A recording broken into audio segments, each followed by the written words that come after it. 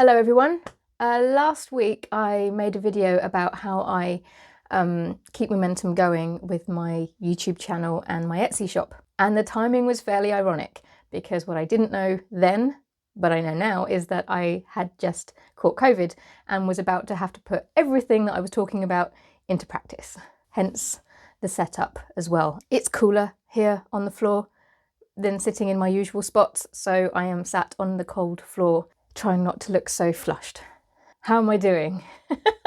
But before anybody worries, don't. I'm fine. I'm just at the point now where my energy tends to take a bit of a dive every so often, so I'm just taking it nice and easy. I've spent a week in my deep dark COVID cave, aka my bedroom. It's been a humbling experience not being able to do things. It kind of stops you from distracting yourself from thoughts, and I've had a lot of thoughts. Too many thoughts. But one of them I figured I would talk about here because it's related to pretty much everything that I've been talking about over the last few weeks. And I know I've spoken about how I myself have been trying to make changes to my shop to pivot towards something that's going to help this shop. I wasn't going to swear, I promise. Something that was going to help my business get through this time. Basically, selling on Etsy or selling online or selling anywhere at the moment is hard, and there doesn't seem to be an end in sight. So I've been talking a lot about pivoting, adapting, adjusting, evolving, whatever you want to call it. Before I do move on, I just want to thank everybody who did watch to the end of my last video and as such wrote pivot in the comments. I was expecting to see a small handful. I was not expecting what I got, so that was incredible, especially as it came at just the moment when I felt at my worst with this. So it was, although I got through the comments slowly, it was really, really nice. So thank you so much to everyone for that. And I promise I'll try not to say the word too many times in the future. Not promising anything though. I made a video recently where I likened selling items on Etsy to selling something in a gallery gift shop, because people tend to go onto Etsy for gift shop items. I made another video where I talked about making products for your shop with your customers in mind first, rather than making the product and then looking for your customers afterwards. And I even covered Etsy's spring and summer trends for this year, even though that's not something I usually do, because I saw some really good tips on things that we can do to pivot our shops. And for my own part, I've been trying to do just that in my own shop. I've been not replacing my products, but trying to bring in other products that complemented the ones that I already had, but something made with my customers in mind first and foremost. So not necessarily something that I would wake up and think, I want to make this, but also not going in completely the other direction and making something that I didn't enjoy. So yes, I was dipping my toe into these changes, and I was making slow progress, but it was working. Not anymore.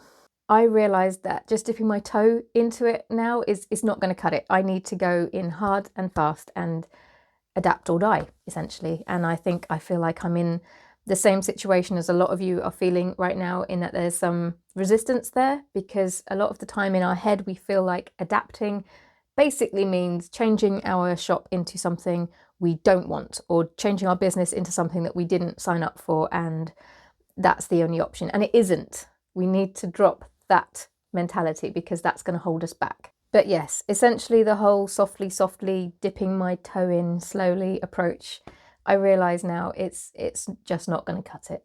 And I've mentioned this before, but here's why. So when our finances get tightened, we tend to focus on our needs over our wants, or rather the needs get met first, and then if we have anything left over, then we can focus on our wants. Basically, the question is, are you selling people a want, or are you selling them a need?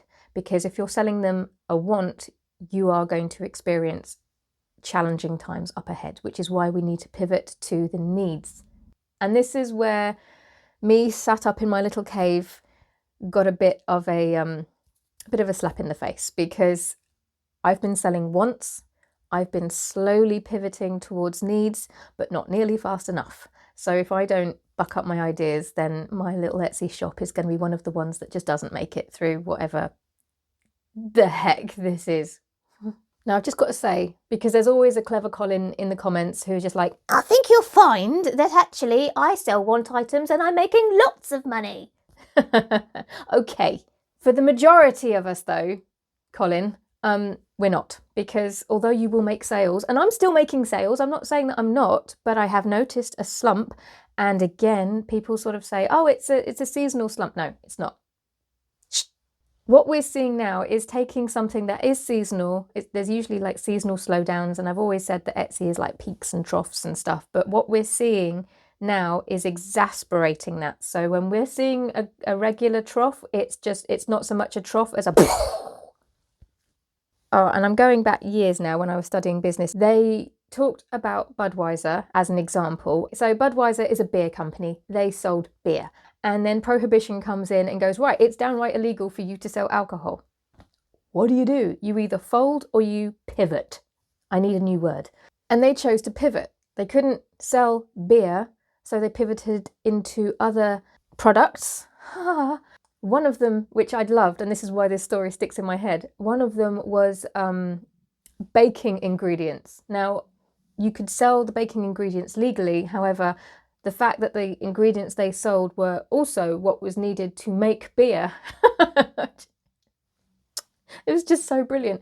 So they managed to survive those 13 years of prohibition because they pivoted hard and fast. And yes, there is more to that story than just selling baking ingredients.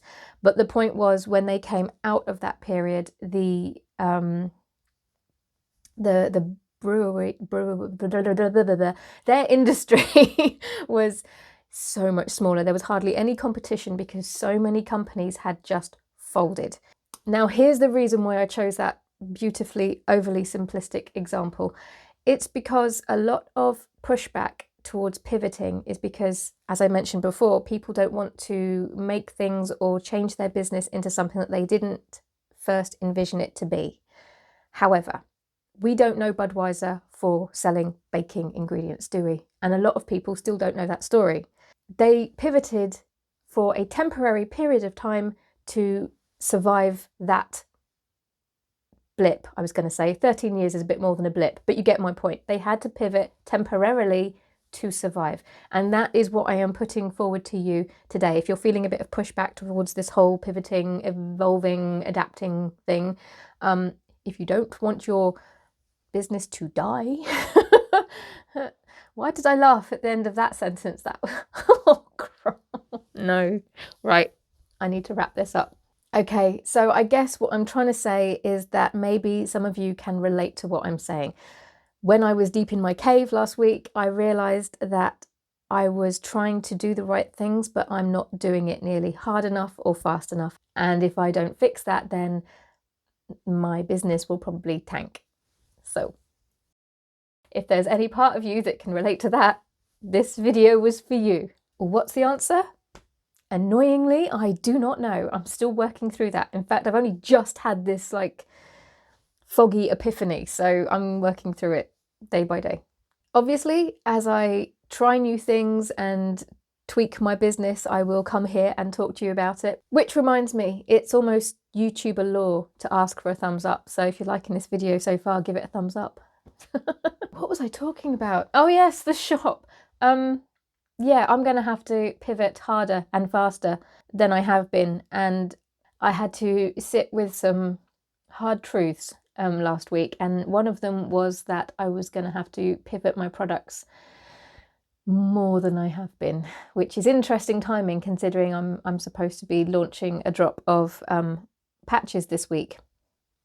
And the honest truth is that they're a want item and I'm not sure if I'm going to be pursuing them more in the future. Which sucks because I love making them. We'll have to see, at least temporarily.